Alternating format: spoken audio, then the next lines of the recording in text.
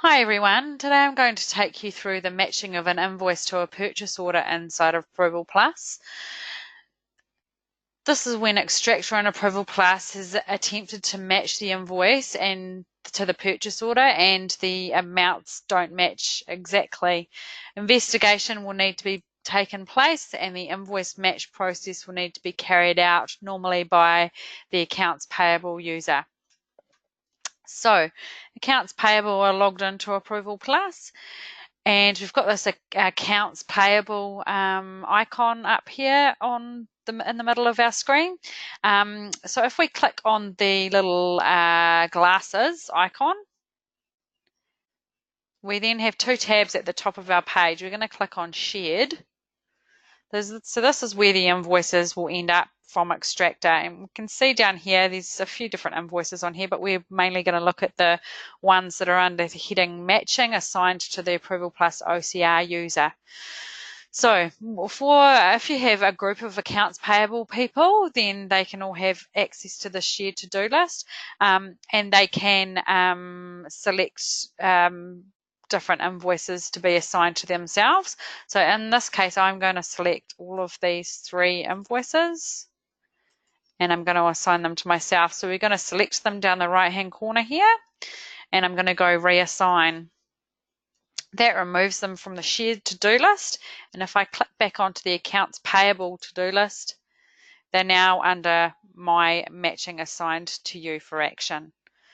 So the first example that we're going to look at is an invoice that has come through. It doesn't match exactly, so the invoice amount and the purchase order amount, total amounts, do not match. But the difference is going to be within inside tolerance. So we're going to just select the invoice that we're wanting to process. Obviously, the accounts payable person at this point in time doesn't actually know that there's a difference. So we've got our invoice on the left-hand side here. This is a testing environment, so this invoice copy actually isn't related to this invoice. It's just basically a copy. So we can see down here on the right-hand side, and below, we've got our invoice amount to apply. So we've got an invoice taxable amount of $220. This is a one-line invoice.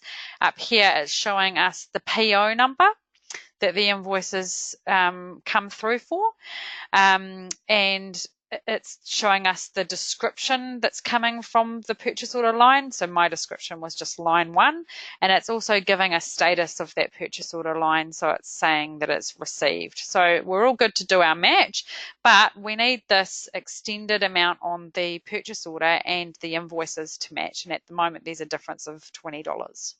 So we're just going to use this little drop down here, and we're going to open this up. So we've got one line. So we've got the purchase order detail, the purchase order line, and this is the receipt. So if we had multiple receipts, they would be sitting under here. If we had more than one line on this invoice, they would also be, and then the receipt would be underneath each line. So we've got our receipt here. We've done our receipt for $200. All that we need to do is come over to the matching grid, and we're just going to put in $220 over here because that's what our invoice is for. As I said before, if we had multiple lines and the difference only would normally relate to one of the lines, so there's been a different charge for one of the lines on the purchase order, then again it would just be putting in what the difference is, and as long as the invoice amount applied and the total match lines add up, you will get this match invoice button over on the right hand side. So we're just going to select that now that our amounts for a match. So as we can see, the invoice PO match is waiting to be exported. So there was no approval required for that because it was inside of the purchase order tolerance. If we have a look on the just on some of these tabs at the top, if we have a look at the history, it gives us a whole audit of basically what's happened. So the system has brought the invoice in via OCR, and it said PO match fail, the total on the PO and the invoice are different. So it gives a whole log and it shows that the match has been created and it's been approved. If we look at the matching, it basically shows this is the receipt side and this is what is actually being matched. This one is actually an amount-based one, but it would be the same for quantity. So if you have only received, say there was an invoice for 10 and it only received 5, then you can still match it in exactly the same way by just putting the quantity in a 5.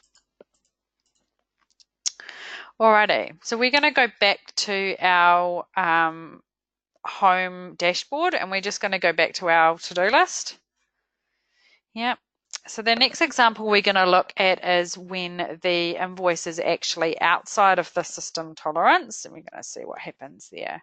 So it's exactly the same process that's taking place.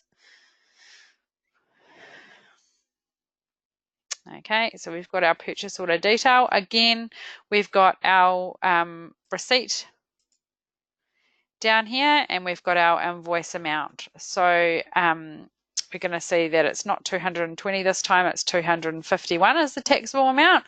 So we're going to pop it over here. And we can see that this message is flashing up. This receipt requires approval. So based on the system tolerances, so the system tolerances that I have got set inside of the system is 10% and $50. So these two line amounts, if obviously there is a more of a difference than $50, or so if there was more of a difference than $50 or 10%, then it's going to require approval. It's outside of that tolerance. So it's going to allow us to do the match, but where before it was changed to being able to export to the finance system, this purchase order is now waiting, this invoice is now waiting for approval. So we haven't changed anything on the purchase order side. We've basically overmatched on the invoice, and that difference is going to go off to the original person that has approved the purchase order.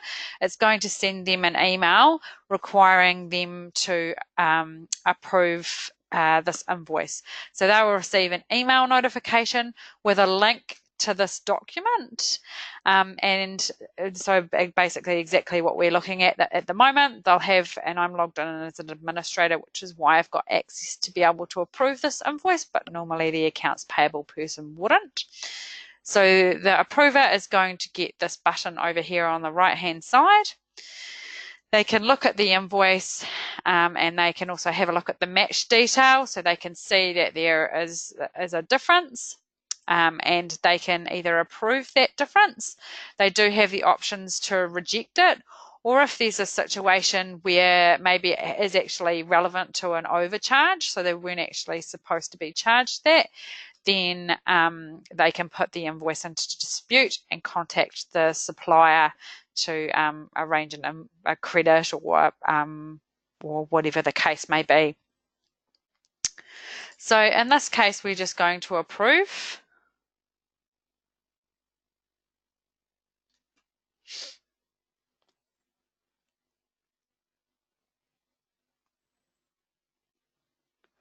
So that invoice is now gone available for export, and it's actually popped up the next one for us to focus on. So it'll actually, the screen will actually pick up the next document on that shared to-do list. So but we will just go back to that shared to-do list for argument's sake. So that invoice that popped up was the next one in that matching queue down here. So with the next, so we've looked at an example where the purchase order and invoice amounts don't match, but it's inside of tolerance, and then we've looked at where it's outside of tolerance. So if it's inside of tolerance, no additional approving is required. The match is processed, the overmatch is processed, and the invoice is then available for export to the finance system for payment. Outside of tolerance, we saw that it goes off into the, it will require some approval. The next scenario that we're going to look at, which is the last of the three, is where the invoice and the purchase order amounts do match, but the purchase order has not been receipted. So we need receipts to be able to do that three-way match receipt. So what happens with Extractor? Extractor processes the invoice into ApprovalPlus, and in the background, if the purchase order hasn't been receipted, a receipt notification email gets sent to the person that has created the purchase order. So that's the purchase order originator. They get sent an email notification to say, please, could you go and receipt this purchase order? I have an invoice for it. That's why over here on the left-hand side, the system's got a little R here. So to the accounts payable person, they can actually see that a receipt request has been sent to the purchase order originator. And it also shows them that they won't be able to do any matching until that receipt has taken place.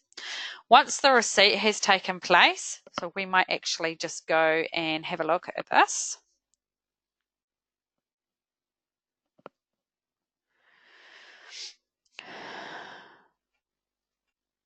So this invoice is for purchase order 163. So we're going to go and we're just going to go and receipt this purchase order for this example.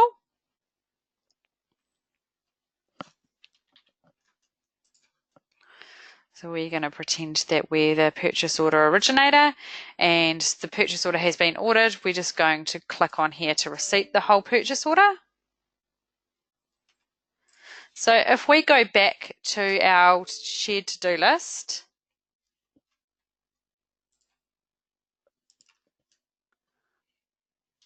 sorry, not our shared to-do list, our own personal to-do list, we can see on the left-hand side that that document that we were looking at previously is changed from an R to an M. So what that means is that it's gone from a receipt request being sent. Now we have the user has receipted, done the receipt on the matching PO, and it's now available for matching. So if we click on that,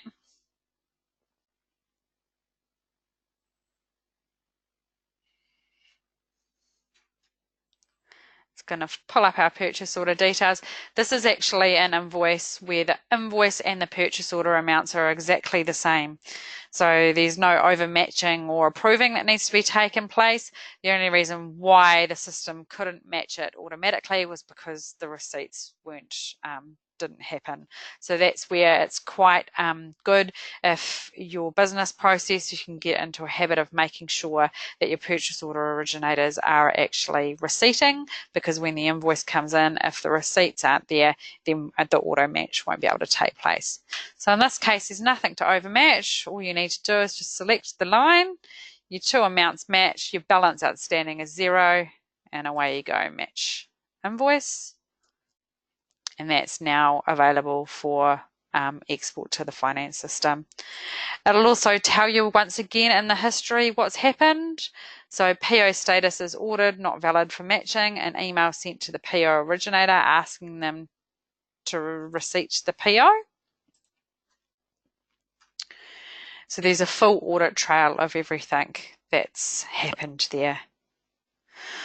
Obviously, with your matching, things may get more complicated if you've got multiple lines or multiple purchase orders to one invoice, but the process is basically the same. If you've got multiple lines where you need to do overmatching, the system will handle that, as long as at the end of the day, your balance outstanding matches up with the invoice. You've done your job correctly. Thanks for your time.